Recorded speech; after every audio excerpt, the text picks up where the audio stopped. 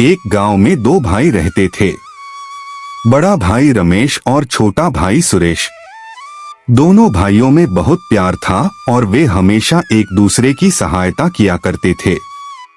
उनके माता पिता का देहांत हो चुका था और इसलिए दोनों भाई मिलकर खेतों में काम करते थे और अपनी जीवन चलाते थे।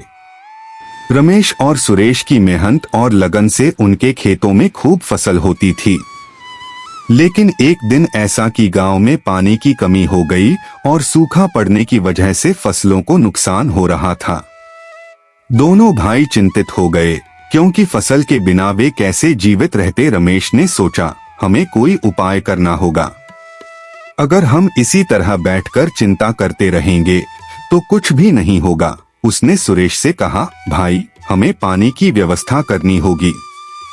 क्यों न हम पास के जंगल में जाकर कोई ऐसा स्रोत खोजें जहां से हम अपने खेतों के लिए पानी ला सकें। सुरेश ने भी बोला, हाँ भाई, और दोनों भाई कुदारियों और घड़े लेकर जंगल की ओर चल पड़े।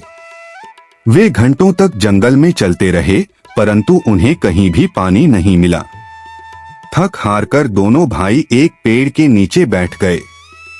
तभी रमेश की नजर एक चिड़िया पर पड़ी जो बार बार एक ही जगह पर मिट्टी में चोंच मार रही थी।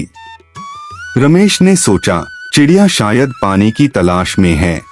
उसने सुरेश से कहा, भाई, चलो उस जगह देखते हैं, हो सकता है वहां पानी हो। दोनों भाई उस जगह पहुंचे और मिट्टी को खोदना शुरू किया। कुछ देर बाद उनकी मेहनत रंग लाई और वहां से पानी निकला। दोनों भाई खुश हो गए और उन्होंने अपने घड़ों को पानी से भर लिया। अब उनके पास अपने खेतों के लिए पानी की व्यवस्था हो गई थी।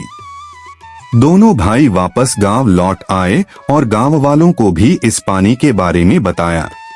गांव के लोग भी बहुत खुश हुए और सबने मिलकर वहां से पानी लाकर अपने खेतों में पानी डाला। गांव में फिर से हरियाली लौट आई और फसलें लहलहाने लगे।